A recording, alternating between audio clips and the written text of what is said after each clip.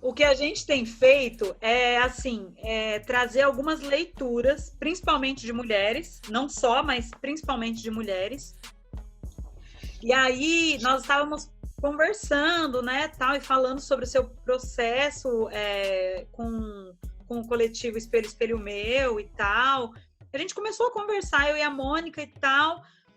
E aí eu falei, cara, eu tenho um texto aqui que é um texto que eu acho que tem tudo a ver com o que a gente está propondo para esse momento com a Vivi. Aí eu vou ler, tá? Tá. É de uma autora chamada Bianca Santana. Não sei se você conhece. O nome do livro é Quando Me Descobri Negra. E aí ela traz um panorama de uma pessoa negra com uma pele um pouco mais clara, né? E o quanto isso para ela foi realmente uma descoberta. E aí ela diz assim, eu tenho 30 anos, mas eu sou negra há apenas 10 anos. Né? Então ela vai trazer essa ideia de que ela se descobre como pessoa negra porque a todo momento ela foi tolhida de ser essa pessoa, né? Ela foi negligenciada, ela foi silenciada de ser quem de fato ela era. E aí tem um texto que eu acho muito particular dela, um pedacinho só. E eu vou ler para você, tá bom? Para nós.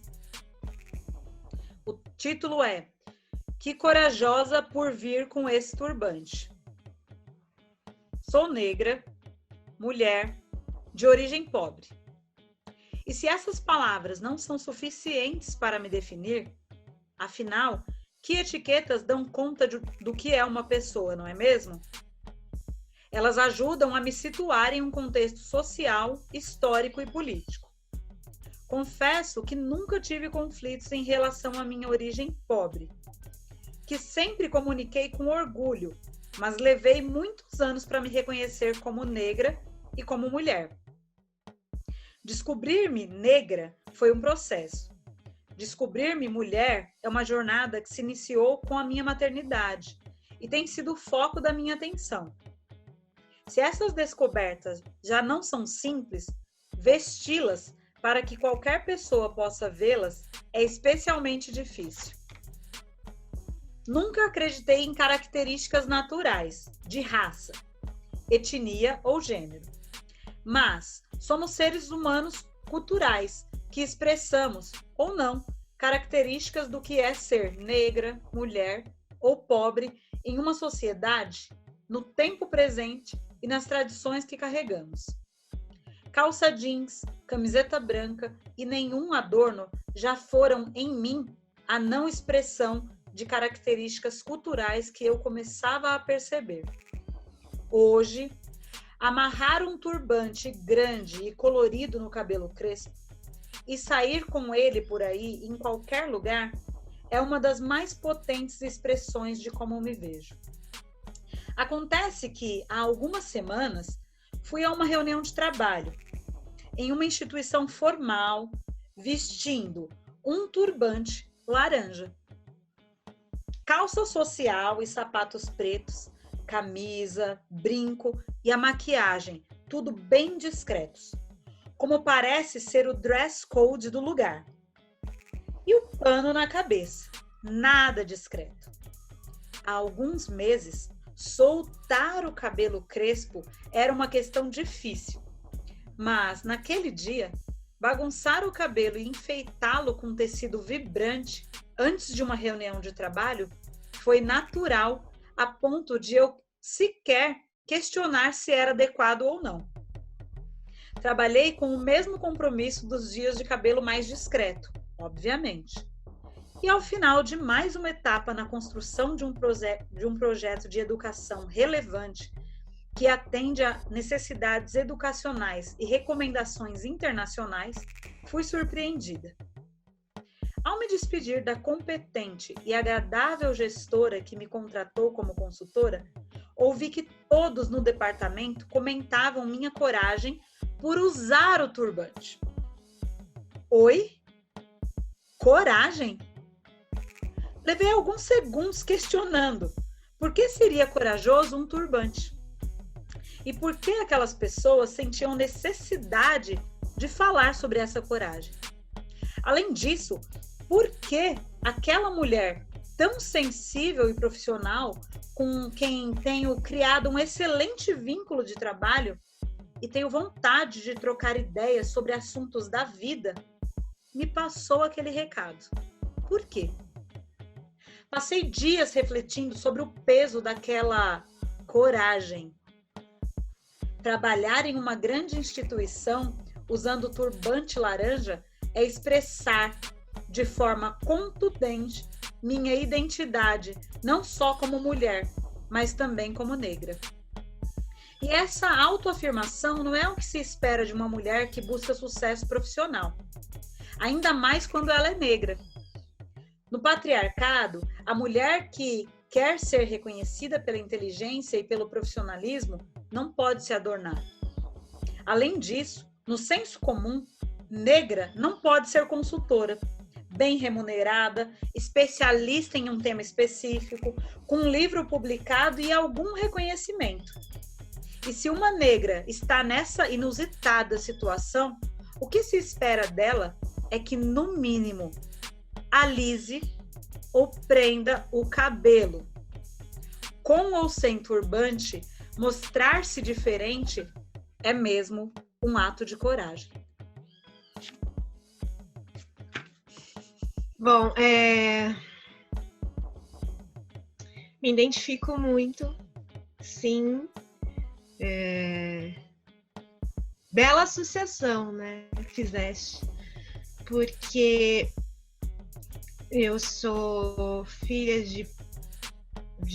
sou fruto de uma miscigenação, né, onde que quando eu era um bebê, minha mãe aquecia água e passava cera no meu nariz para que meu nariz fosse fino. Né? Se eu mostrar fotos da minha infância para vocês, vocês vão falar, nossa, mas você fez plástica? Não, eu não fiz. Minha mãe que fez. Com 12, 13 anos, eu pude me reconhecer como negra por conta dos xingamentos que eu tinha na escola, né? Dentro de uma vivência, todas minhas irmãs são brancas, têm o cabelo liso, e aí vem eu, né, com o cabelo crespo, nariz achatado, pé chato. Como que é isso, né? Como que é isso para uma criança? E aí, aos 15, 16 anos, eu comecei a descobrir as questões, comecei a me questionar, fui atrás do tal movimento negro, né? Eu era muito branca para estar entre os brancos. Perdão. Eu era muito preta para estar entre os brancos e muito branca para estar entre os pretos, né? Então, existe muita discriminação ainda hoje, além da discriminação dos brancos. Hoje, quando eu vejo essas jovens de turbante, brinco, roupas africanas, eu fico muito feliz, mas ao mesmo tempo eu pergunto: qual embasamento essas crianças têm? Qual embasamento essas adolescentes têm? Né? Porque ser preto não é moda, ser preto não é uma estética de moda, né? Você usar um turbante tem um significado de resistência, de força, de luta. Muitas das nossas ancestrais morreram para que nós hoje pudéssemos usar um turbante na Avenida Paulista, por exemplo. Muitas vezes já aconteceu comigo do meu chefe olhar para mim e falar assim: você não vai na reunião com esse cabelo, vai lá fazer uma escova, me dá dinheiro para ir lá fazer escova. E eu tenho que bater o pé e falar: não, eu vou, se você quiser que eu vá, eu vou dessa forma, essa sou eu. Não, mas faz uma escova, porque, né, não importa. Então, eu entendo a força que essa maternidade trouxe para ela, para que ela não gere mais uma criança oprimida, né? Para que essa criança tenha uma mãe que tenha uma desconstrução, né? Para que essa criança não veja só princesas da Disney, que ensinam a criança que o certo é o homem beijar uma princesa enquanto tá dormindo e tá tudo certo, né? Porque eu não tô falando só de racismo, eu tô falando de abuso sexual. Tô falando de mulheres serem sempre oprimidas pelos homens, né? Então, não é só questões de África, questões raciais. É muito além, né? É muito... Entenda, eu acho que é importante você presentear uma garota com um turbante, mas também é importante você presenteá-la com um livro, com um filme, depende da didática que ela tenha, né? O cognitivo que ela tenha de entender melhor as coisas. Eu entendo melhor lendo, então dê um livro, eu entendo melhor música, né? Hoje nós temos uma vasta gama aí de cantoras e cantores negros que falam sobre nossa vida, nossas condições, nossa ancestralidade. Então, eu acho que fica aí para a gente repensar também em como trabalhar com crianças na educação antirracista, né? Com crianças brancas. De que forma que a gente vai ensinar que essa criança ela não pode ser racista? Ela vai acabar ensinando o pai dela, que ensina o avô. Em algum momento, essa corrente tem que ser quebrada, né? E, por exemplo, nos Estados Unidos, qualquer pessoa da nossa pele, nosso tom de pele, é considerado como preto. Por que aqui nós somos morenas, né? Por que aqui é mulata?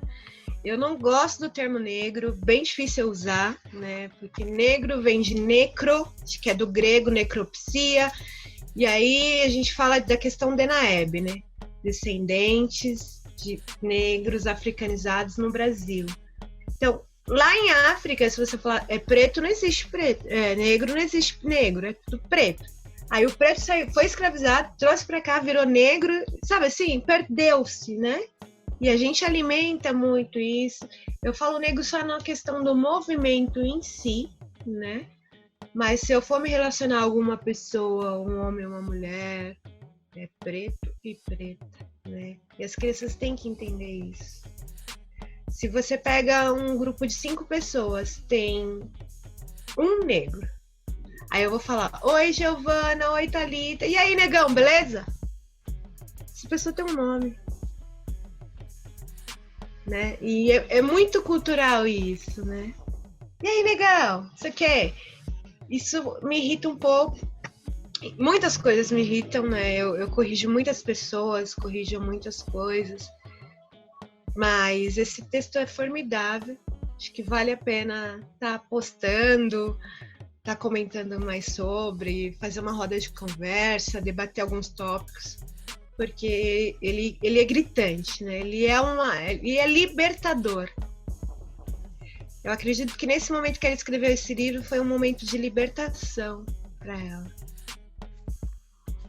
Eu tô aqui até olhando para ver qual é a data do texto, porque eu não lembro. Eu tenho esse livro já tem uns 5, 6 anos. E foi um livro que eu comprei, eu me dei de presente, porque justamente eu vivi muito tempo nesse limbo, né? Nesse limbo de ser muito, muito preta para os brancos e muito branca para os pretos, né? Durante muito tempo eu vivi isso. Hoje eu consigo olhar para isso e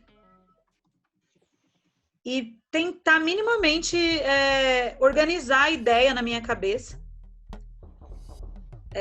Então é isso, né? Eu acho que isso que você traz é muito importante. Uma educação que seja antirracista. Deixa eu só cortar, falar uma coisa. Você lembra no dia aqui da nossa colação? Lembro. Eu acho muito importante falar isso, porque é uma coisa muito de referência para mim. Eu tinha algumas ressalvas com a professora Mônica, né? Porque eu cheguei na sala para ter aula. Como eu chegava mais cedo, normalmente chegava às 7 horas, 10 para 7. Estava lá mais 2 alunas conversando sobre concurso público. E eu sempre fui da turma do fundão, né, gente? Sempre fui da bagunça. E aí eu cheguei, fui pro fundo, tô lá quieta. Aí deu um estralo, porque até começar a aula eu sempre ficava de fone, porque eu acho importante desligar esses momentos. Tipo assim, do trabalho pra faculdade, da faculdade pra casa. Então eu uso a música pra me desligar das coisas.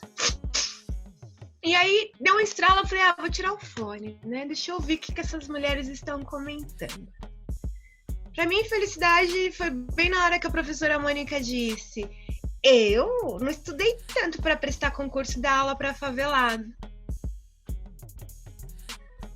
Aquilo me borbulhou, assim, eu falei, gente, eu não posso ficar quieta, eu não posso.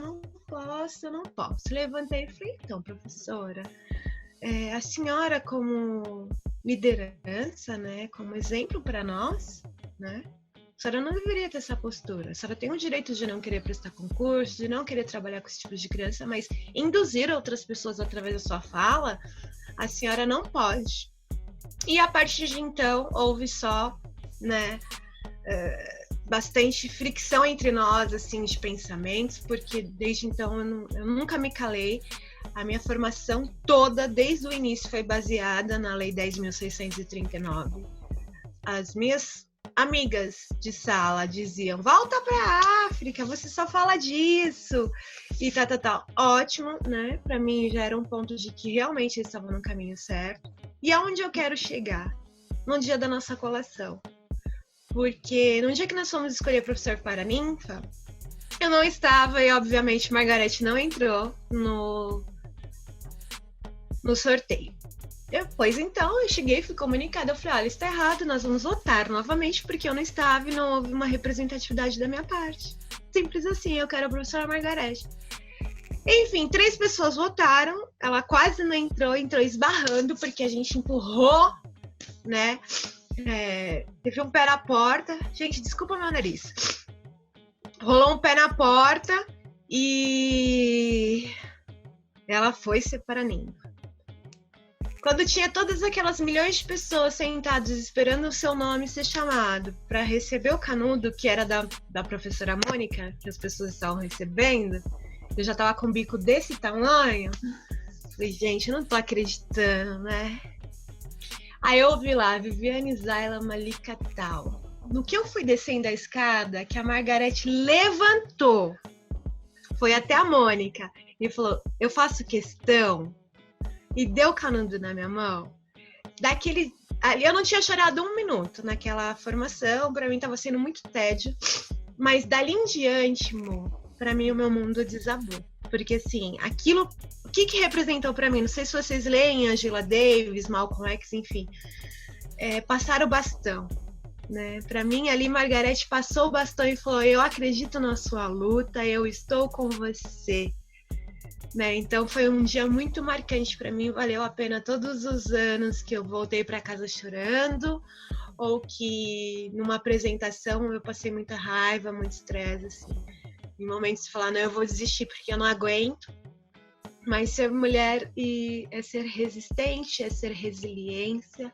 Em momentos como esse, né, atitudes como essa da Margarete que me dá forças. Eu acho que é muito importante. Eu tinha que falar disso. Para uma pessoa que a conhece, inclusive. Ai, gente, eu tô emocionada. Porque é muito maravilhosa. A Margarete, a aula dela é além do contexto científico, assim. Você transcende na aula dela, porque ela te traz uma consciência do todo, a educação para além, sabe? Não é não é a sala de aula. A educação, ela vai além, né? Porque é enquanto missão, é uma coisa assim. E ela é incrível, gente. Que mulher é aquela?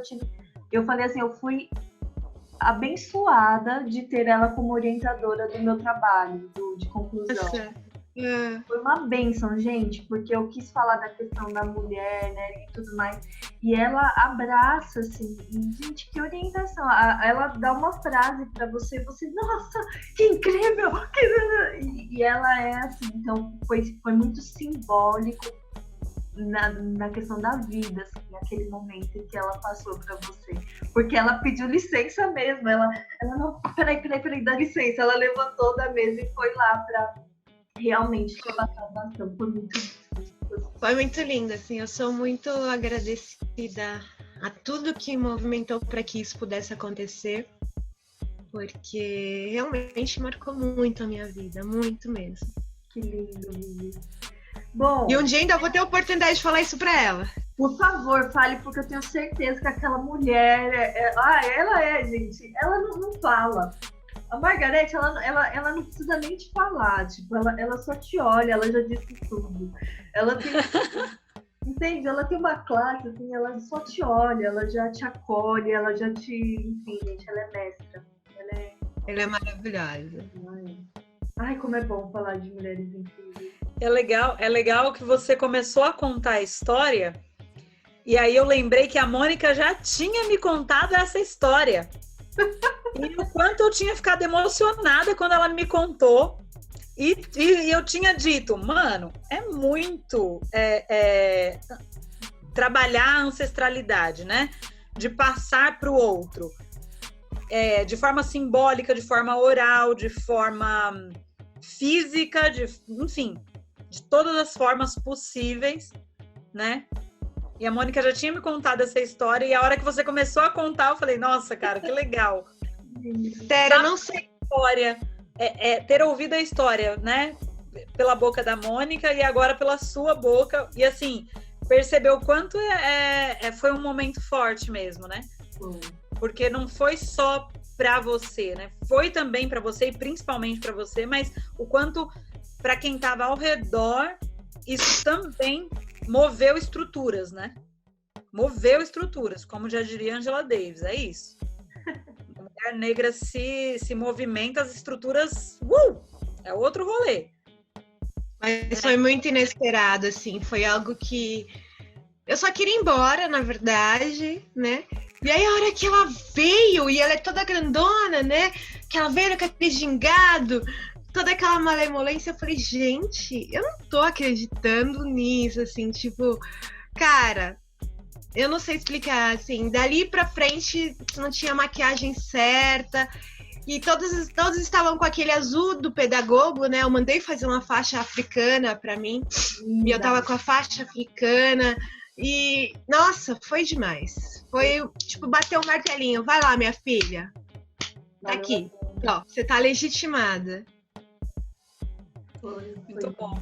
Vivi, querida, por favor, me diga a história do coletivo Espelho, Espelho Meu. A gente gostaria de ouvir de onde surge, né, qual a ideia, onde nasce esse coletivo.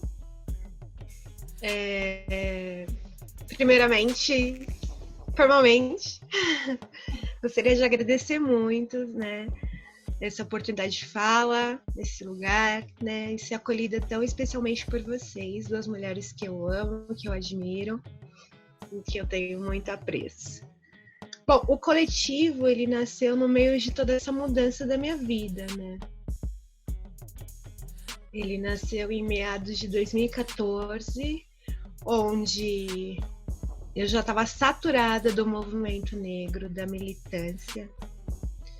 E a minha primeira formação foi como enfermeira, né? Eu trabalhei 13 anos em UTI, neonatal. Então, eu via bebês morrer todos os dias. Crianças perderem a vida todos os dias.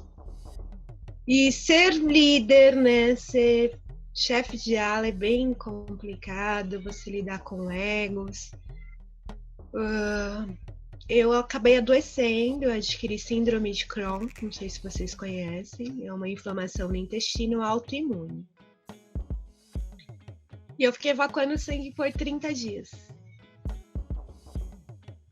E eu passei por 4 internações, sem ninguém descobrir o que eu tinha. Então foi bem difícil, porque foram 4 internações, 4 hospitais diferentes, até no Emílio Ribas eu fui parar, para que eu pudesse descobrir o que eu tinha, né? Porque eu já estava achando que era uma doença infecto-contagiosa, porque eu só emagrecia, eu só via de crises absurdas, né? E até pensando numa doença bem pior do que a síndrome do Crohn, que também não é algo legal. E aí, em cima do leito de uma cama, eu falei, cara, se eu morrer, né, que vai acontecer aqui? Qual é o meu legado, né?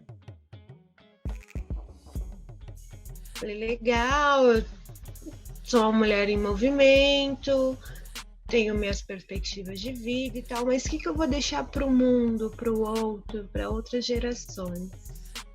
E a partir daí eu comecei a pensar em trabalhar com crianças. Algo muito surreal, mas nasceu a sementinha. Tudo bem, tive alta. Quando eu tive alta, eu fiquei 6 meses em casa sem poder trabalhar. Após esses 6 meses, eu passei com um psiquiatra. O psiquiatra chegou e me falou, olha, Viviane, você não pode mais trabalhar na área da saúde. Falei, como assim? Eu só sei fazer isso, todas as minhas especializações eram dentro disso. Eu não tenho o que fazer. Aí meu chefe estava me acompanhando e ele falou, vamos tentar fazer com que você vá trabalhar com home care, né? Se a gente tiver algum convênio para você trabalhar na parte administrativa, né? Gerenciando exames, ambulância, todo atendimento do paciente em home care. E eu fiquei 1 ano e meio, mas não me adaptei, não conseguia. Eu sou muito visceral, gosto muito do cuidado tocando, né? Pegando, fazendo, acontecendo. As técnicas de enfermagem não conseguia funcionar uma vez, eu ia, funcionava. Sabe? Isso sempre foi muito forte em mim. E aí, dentro do movimento negro, existem alguns eventos que eu sempre frequentei, né? E eu sempre vi as crianças muito ociosas, correndo para lá e para cá, atrapalhando a fala dos irmãos. Muitas mães não iam porque não tinham com quem deixar o filho, e também não queria levar a criança para atrapalhar, não que a criança atrapalhe, mas ali é um ambiente para o adulto, não para a criança. E aí eu tive um start, eu falei, não, eu vou fazer que nem os evangélicos fazem. Vou dar aula dominical para essas crianças. Comecei a reunir a criançada num cantinho, vamos contar uma história, vamos cortar um papel, vamos brincar. Embasado naquele pouco que eu sabia, né? No lidar com a criança. E aí iniciou o Espelho Meu, o coletivo Espelho Meu. Nessa gama de anos que eu tive, eu conheci muitas pessoas que são artistas, educadores, assistentes sociais, né? Grandes pessoas silenciadas, muitas vezes, né, no anonimato. Então eu falei, vou chamá-las, vou oferecer a proposta desse trabalho com as crianças para que a gente faça um evento teste. Fizemos o evento, teve capoeira, teve muita coisa, contação de história, dança, grafite, hip hop, rima, deu um boom. No dia seguinte, nós estávamos em todos os comentários de redes, as mães falando que tinha gostado muito. Isso dentro de eventos fechados do movimento negro. Ok. E aí eu falei assim, olha, não quero trabalhar mais com home care, não quero mais trabalhar com a parte administrativa. Eu vou ver o que eu faço da minha vida. E aí eu tenho uma pessoa que eu gosto muito, que o nome dela é Claudete Alves. Ela foi vereadora em São Paulo. Ela que institucionalizou a lei, né, 20 de novembro. E ela é uma amiga de muitos anos. Eu acho que falar um pouquinho do coletivo sem falar um pouco da minha história é difícil. Mas, por exemplo, eu sou cria de Sueli Carneiro, né? Quem me acolheu nesse movimento de não pode ser aqui, não pode ser aqui, foi Sueli. Sueli me pegou, me ensinou e falou, vai ser assim. E começou a me ensinar sobre o que é ser uma mulher preta no Brasil. E aí eu falei, fui até a Câmara Municipal, fui para Claudete. Falei, Claudete, tá acontecendo isso. Eu estou doente, eu não posso mais trabalhar na minha área, eu preciso de uma oportunidade de emprego. Ela falou, olha, eu tenho uma vaga de recepcionista lá no meu sindicato, você não quer trabalhar? Falei, quero. Porra, a pessoa que ganhava 5 mil, ganhar R$900 para ser recepcionista, vambora, tudo isso é por um sonho. Fui trabalhar. Trabalhando, eu só trabalho com diretores de SME. Com todo o currículo escolar a gente trabalha, né? CP, coordenador pedagógico. Aquilo foi me, sabe, borbulhando.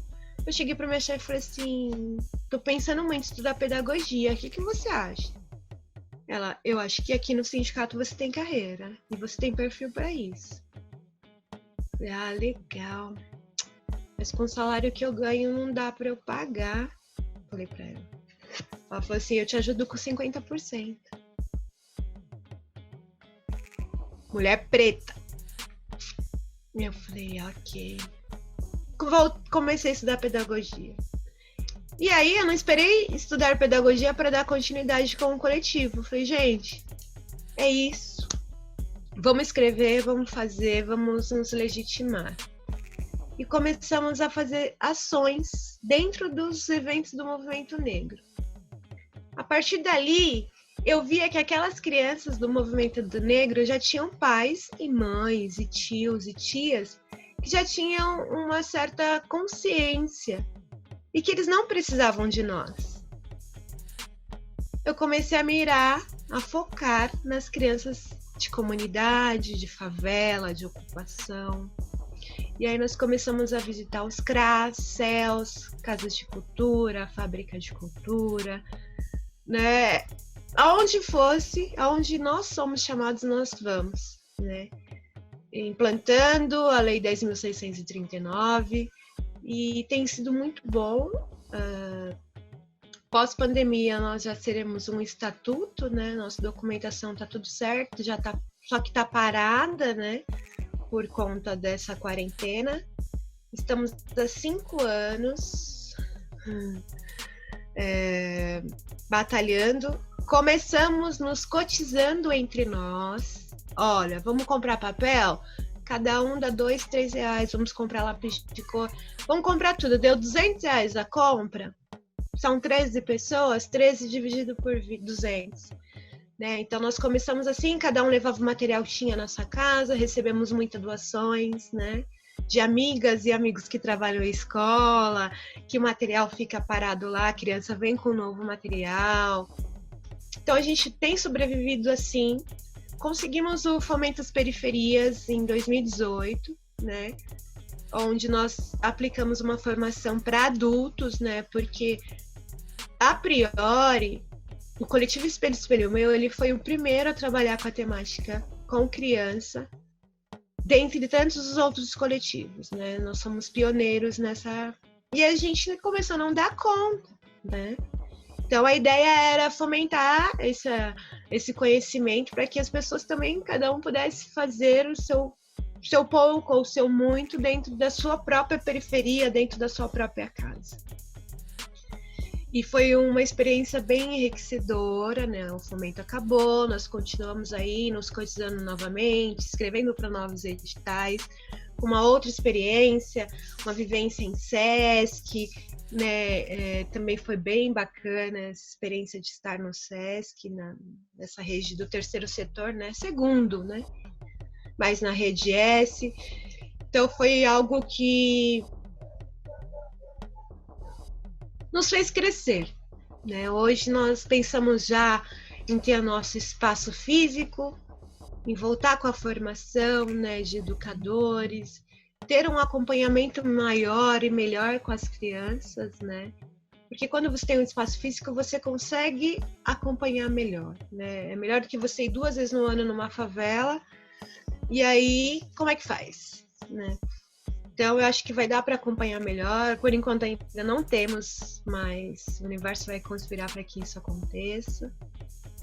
Então, é um momento que eu penso que o coletivo ele vem para agregar muita coisa para as crianças, mas também principalmente para nós, né? Porque lá eu vou poder focar.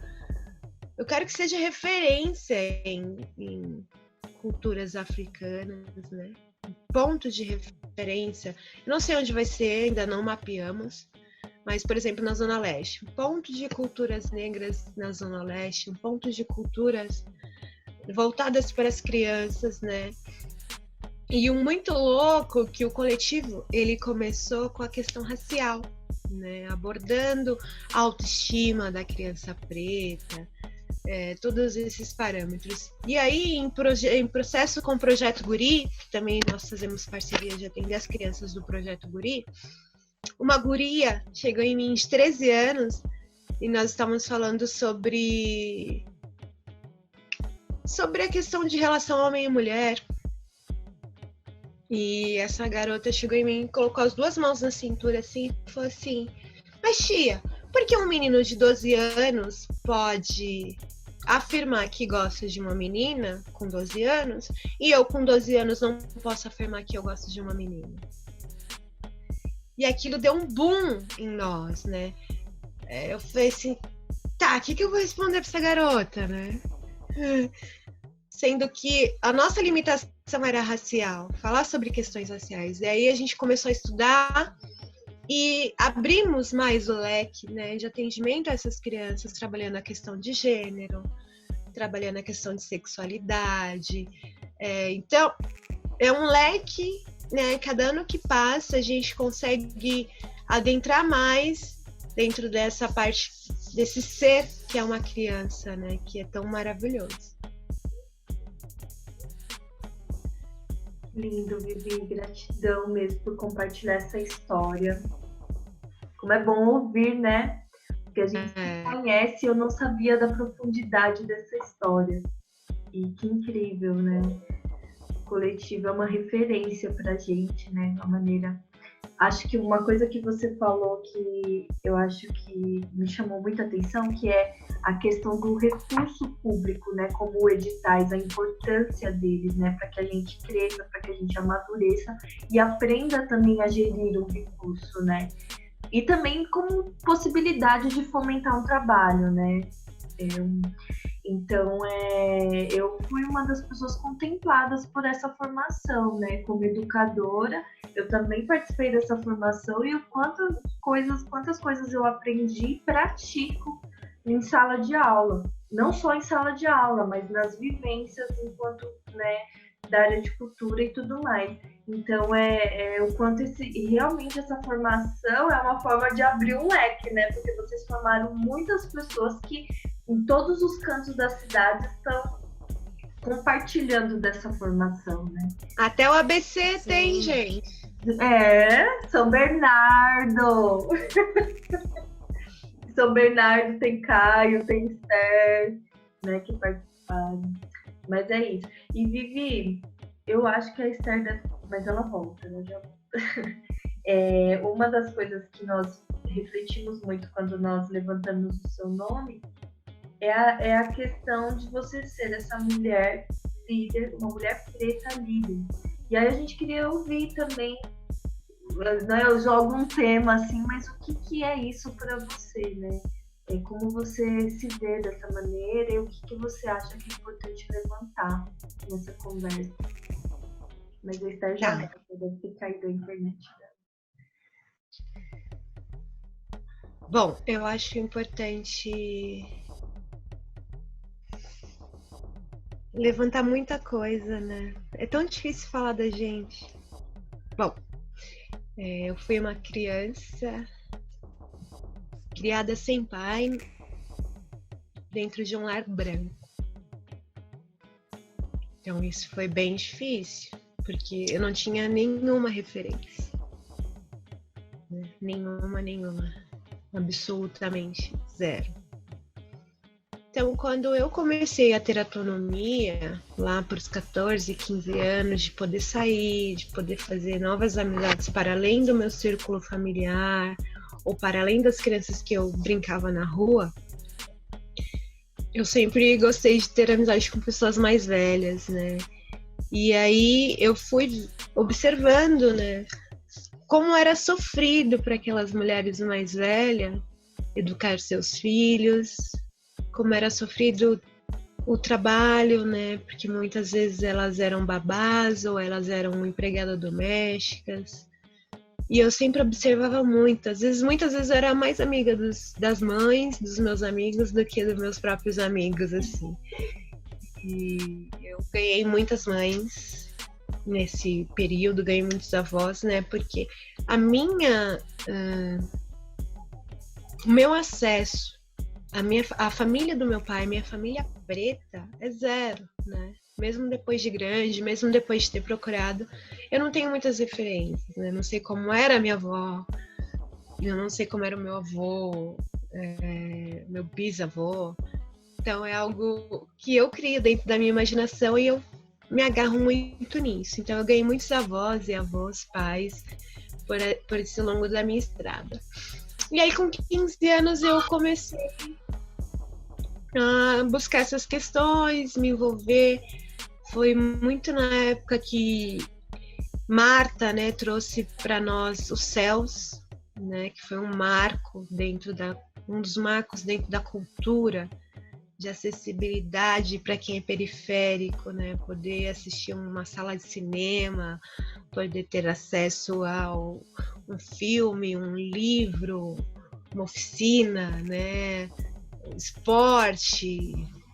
Foi um marco. E aí eu comecei a me envolver com esse tipo de trabalho, com essas pessoas, né? E conheci Sueli Carneiro, que ali foi amor à primeira vista. Foi uma mulher que ensinou tudo, absolutamente tudo que eu sei sobre as questões da negritude, sobre as questões da nossa vivência como mulher preta no mundo. E aí eu comecei a enlouquecer, né? Eu falo que Sueli criou um monstro. Eu comecei a me desbravar dentro do movimento, comecei a querer estudar, comecei a participar de tudo, toda a palestra, todo o debate, porque eu sou muito a pessoa que ela joga gasolina, né?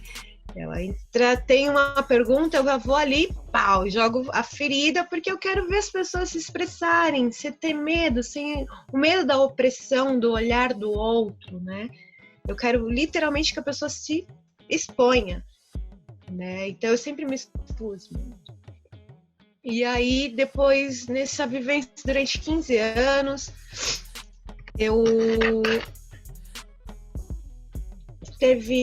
nós estamos em 2020, em meados de 2012, 2013, eu já estava bem cansada da militância, né? Porque é muito difícil. É muito difícil. Eu recebi mensagens de que negros, né, haitianos, angolanos estavam sofrendo violência nas ruas. E foi bem na época que houve uma leva muito grande de haitianos após o furacão, chegando aqui no Brasil. Aí eu criei o movimento Voar. O que significa o Voar? Voluntários, amigos haitianos. Peguei várias referências de amizade e falei, gente, vamos se unir, vamos tentar fazer. Eduardo Suplicy é um deles, né? E a gente fez uma parceria com a Igreja da Paz, no Glicério. E o senador ajudava a gente a alocar essas pessoas nos abrigos, né? Nos albergues de São Paulo. Então, 10 horas da noite, 11 horas da noite, várias vezes as pessoas me ligavam e falavam, coiote, tá? Eu tive essa relação com coiotes. Me ligava e falava, tá chegando um ônibus na Barra Funda do Acre com tantos haitianos. Eu saía da minha casa, correndo, e ia para lá, para poder recebê-los, né? Levar alimento, levar roupa. Foi um trabalho muito cansativo, porém foi muito gratificante. E um desses haitianos sofreu um atentado aqui em São Paulo, na porta da Igreja da Paz. Ele estava se alimentando sentado nas escadarias, não sei se você conhece, daquela igreja ali no Glicério. Uma pessoa passou e atirou. E ele fez óbito. Então nós nos movimentamos, a gente tem a galera da comunidade angolana, o pessoal haitiano que estava chegando aqui no Brasil, mas nós, o Movimento Negro, fizemos denúncia no Ministério Público. Eu chamei uma manifestação na Paulista E a gente foi fazer uma passeata, né? Dizendo não contra a xenofobia. E aí nós andamos de um polo a outro da Paulista, né? Gritando palavras de ordem, saímos em várias revistas. E aí, durante essa caminhada, eu pude observar que na Paulista existiam vários pontos, né, de cultura. Tinha o pessoal tocando rock, tinha o pessoal tocando reggae, tinha o pessoal do forró, tinha o pessoal com as artes, né, os livros. E eu não vi nenhum vestígio de cultura preta. Nenhum. E aquilo ficou na minha cabeça, eu voltei para casa pensando naquilo, né? E aí, tive um estralo. Vou criar PPP. O que é a PPP? Parada Preta Paulista. Fui lá em frente ao Teatro Gazeta, conversei com o cara da banca de jornal e falei assim, moço, a Paulista tá fechando de domingo, eu quero fazer um movimento aqui. Você poderia me ceder um ponto de luz? Eu te dou R$50, eu não lembro na época quanto que foi. Você cede? Ele falou cedo. Corri no Extra, ali na Brigadeiro, comprei uma tenda, comprei banquinhos e tal. O primeiro domingo foi bem tranquilo, assim. Foi só mesmo para marcar território. Aí no próximo domingo eu já levei Zuki, levei capoeira. No outro domingo eu já levei microfone aberto, tá? Quem ela quiser falar. movimenta tudo, gente. Desculpa, mas ela é ótima. Sim. Não, cara. Tipo, é tão louco pensar que, assim, é isso, né? Aí eu tive uma ideia, um estalo, assim, ó. Mano, é isso, né? O que ficou muito para mim da sua fala anterior foi mulher preta. 50%. Saca? É porque a pessoa vê no outro, essa mulher preta vê nessa outra mulher preta potencial. E não é só potencial, é porque ela se vê. Então é muito louco pensar isso, né? Quantas crianças se veem em você, em mim? Quantas crianças se veem em nós? Exatamente. Né? E o quanto isso é necessário. O quanto esse movimento de falar assim, pô, é um dinheiro que eu talvez nem tenha agora, mas é isso, eu vou fazer. Sim. E vamos ver o que vai dar aí. Se der um retorno legal, se não der, pelo menos eu tentei.